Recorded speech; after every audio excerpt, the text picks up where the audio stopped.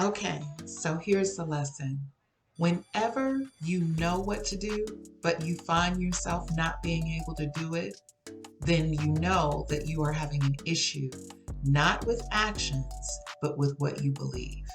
So today I want to take you through some steps in your own thought model process so that you can kind of get inside of your head and have a sense of what you're thinking, what you're feeling, and the actions that you're taking, and why you keep getting the results that you are getting. So I know we've talked about this before and we've been mentioning it a lot, and I've kind of taken a few of you through this particular exercise. But because so many people seem to be at a place where they are getting literally stuck in their head around what to do and how to do it and why they keep ending up where they're ending up, I said to myself, it would be really helpful to actually do a video on this and actually show you how you actually think, how you end up feeling the way you feel, which ultimately leads to you ending up exactly where you are. But here's the good news. If you don't like where you are, this will be your formula to show you exactly how to change it. So, here's what I have for you that I want to show you. I literally want to show you the thought model, and I'm hoping you can see this good. One of the first things that I want you to know in your thought model is that your circumstances are always neutral. Circumstances are neutral.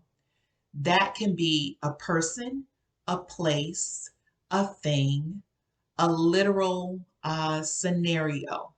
When I say scenario, it could be something like flat tire, late for work, the computer messed up, my bank account is low. Whatever it is, it's a neutral circumstance and nothing has meaning until you decide what you actually think about it. Every circumstance in your life is neutral until you, by the way you think, begin to give it meaning. So again, thoughts create your feelings, and a lot of us are very in tune with either the T line or the F line. Most of the time, if I ask a person, what do you feel? They tell me what they think. And there are times where I ask people, well, tell me what you're thinking. And they begin to tell me about their feelings. It is critical if you're going to really change your beliefs around a certain thing that you separate these two. Thoughts are not feelings, thoughts are just thoughts. And you are free to think a different one. And in a minute, when I go through an example of an actual scenario and thought model, you will know exactly what I mean. So you have your thoughts. Whatever it is you are thinking creates your feelings. So, really important for you to understand that feelings do come from somewhere. Where if you are a person who you feel like all of a sudden I was angry, all of a sudden I just got really sad, there really is no all of a sudden. It came from your thoughts. And if you are not paying attention to who is in the driver's seat of your mind, if you are just kind of on autopilot, you are not even aware that you are thinking certain things that are creating certain feelings. And it is out of the feelings that we get the actions. Now, on the retreat that I just did, I had the ladies who were creating their reentry plan. I had them circle this A line, and I'm going to have you do the same. Part of why I did that for them is because I wanted to let you know that actions is not the place to start. And part of the reason why we have so many different little issues with change is because we start here as opposed to starting here. We just do stuff. Thus the term you do too much. So instead of you doing too much, instead of you just taking actions like, I'm going to be nicer today, I'm going to exercise today, I'm going to drink more water today, whatever your action is, if it is out of sync, out of alignment with your thoughts and your feelings, the results will not change. And what we are going for is a different result, right? That's what we're going for, different results. So let me give you an example of a thought model that does not serve you. Let me give you an example of a thought model that does not work. Remember, every thought model begins with a neutral circumstance. What is the circumstance on here? And I chose one that I know so many of you deal with. So I wanted to make it kind of universal. But remember, a circumstance can be anything: person, a place, a thing, a scenario. And so here, this thing, my marriage, you could also put your spouse's name as a circumstance. John has no meaning until you give it meaning. And I'm hoping you guys can see this not backwards, because as I'm looking at it, I'm like, why does it look backwards? Because camera's like a mirror. So in your T line, what do I think about my marriage? And here's, again, this is a negative thought pattern. It will never work.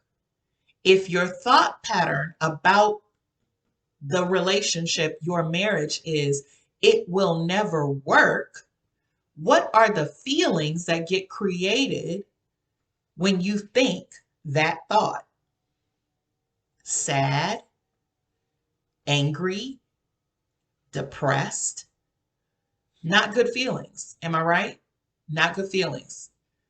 Following the thought model, feelings create actions.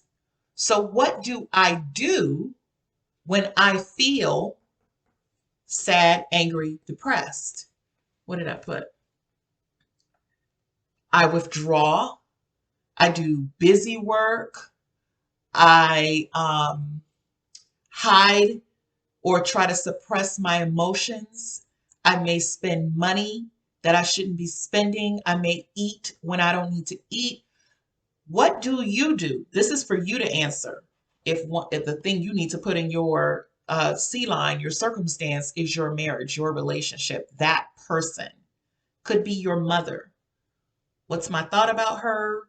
How do I feel when I think that? What do I do when I feel this? So often, your A line is very disconnected from the circumstance, which is why you can't just look at something and say, why is she acting like that? That's why people actually ask that question, because they have no idea what it's connected to. And what it's connected to is not her marriage. What it's connected to is how she's feeling right now. This is reflective of this. Your A line is the result, or it is the circumstance. It is, A lines come from F lines. So why is somebody overworking, overeating, overspending? Because that's what they do when they're sad, when they're angry, when they're depressed. What are your actions? What are the things you do based off of what's in your particular F line? And then here's the thing that keeps us going in the circle. What's my result when I do this? My marriage doesn't change. Or if anything, it gets worse. Nothing changes. So if I am saying, this is why doing, the A line and hoping that you're going to get a different result when you haven't changed anything in your T or your F, that's why it keeps you going in circles. It's actually a vicious cycle, because once I get this result that nothing changes, only thing that does is validate my initial thought which is it will never work. So now I've just proved myself right, and I go back through the cycle again, and I go back through the cycle again. Thus is how you get to going in circles in your life. So I want you to see that. That's a negative pattern. That's a negative thought model based off of this circumstance. You can put any circumstance in there. It could be, I don't have a job. There's no feeling about that. There's no judgment on that. It's a fact. It's a fact. It just is. I don't have a job. It only changes once I start putting the T's and the F's and the A's and the whatever. And for everybody, it's different. So for one person, the circumstance, I don't have a job, becomes, I'm going to make a way. For another person, it says, nothing ever works out for me, might be the thought. I'm always getting the short end of the stick. Why do I always feel like I'm behind? If I think that, what are the feelings that get created? Whether it's the thought of, I'm going to make a way, God is going to make a way, something is going to open up, versus the energy and the thought of something bad is always happening to me. You get totally different feelings, which means you're going to get totally different actions based off of what I think. So your thought process is always the starting place. What am I thinking? Who do you think you are? What do I really think about these people, these circumstances? What am I thinking? Am I thinking life or am I thinking death? Because guess what? You will have exactly whatever you say. Whatever it is you're saying to yourself, whoo, get ready for the loop-de-loop. You will prove yourself to be right. So you owe it to yourself to think well. Here we go. I'm going to show you how to think well. And this one is blank because I really want you to do this on your own. And so whether you are a private client, whether you are part of the sisterhood,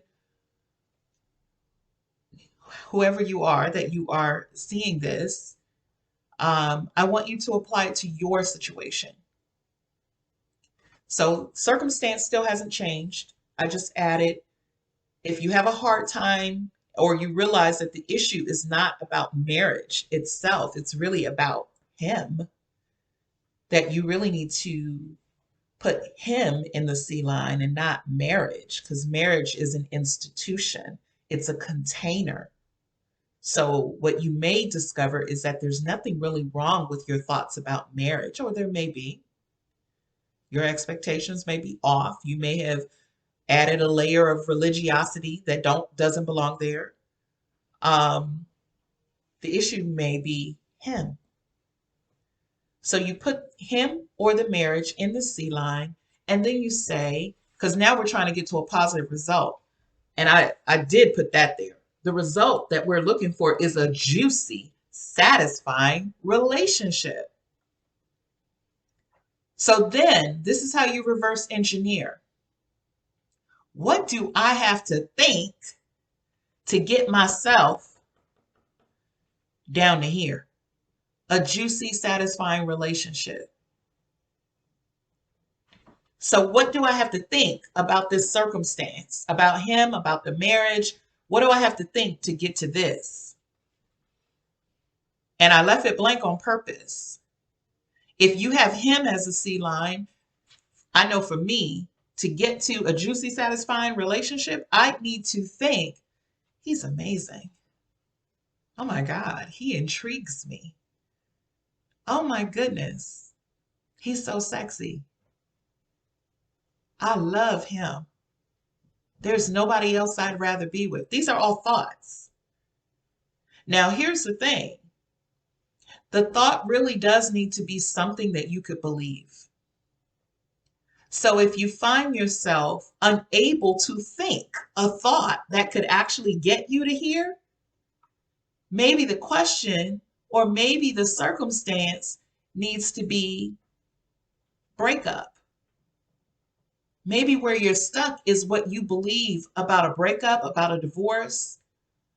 Because again, a lot of us got a lot of layers to stuff. But I want you to be emotionally honest with yourself if you are not able to think well about the person that would create a different feeling. Because if you were, uh, let's just go with, he's amazing. What would I feel if I believed my husband was amazing? What would I feel? I might feel more open-hearted. I might feel more trusting. I might feel more feminine, more sensual, less guarded, more vulnerable. And when I feel all of those things that I just listed, what are my actions? I'm not hiding my heart. I'm not walled up. I'm not withdrawn.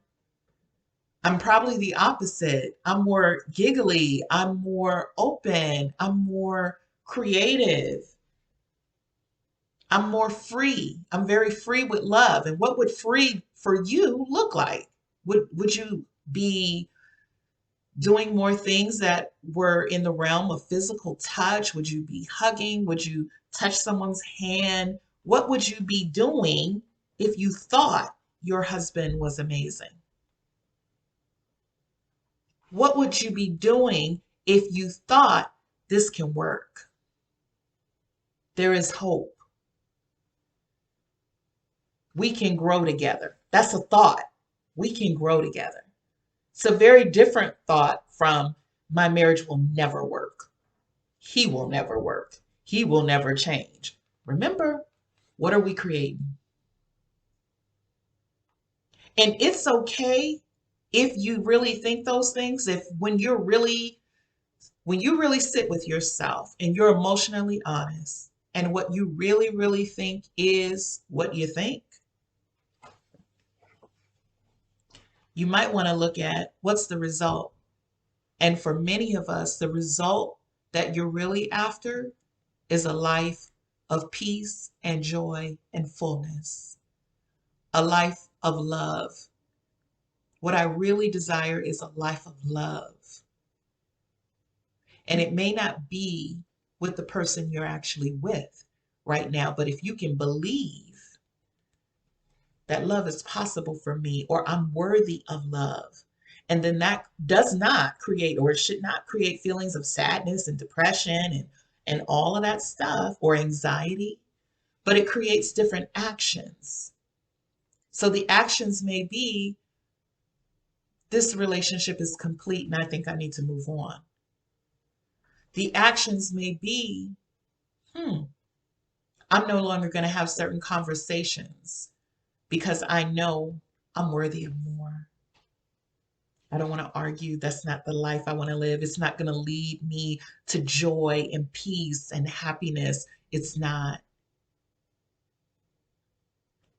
So I hope all of this makes sense to you.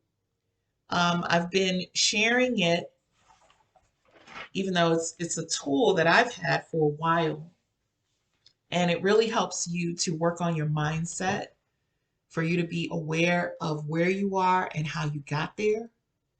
And if you don't get anything else, what I want you to get today is that change starts here.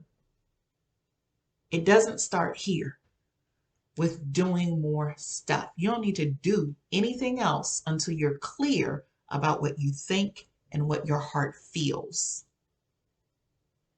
And it is out of these places that you get to create actions.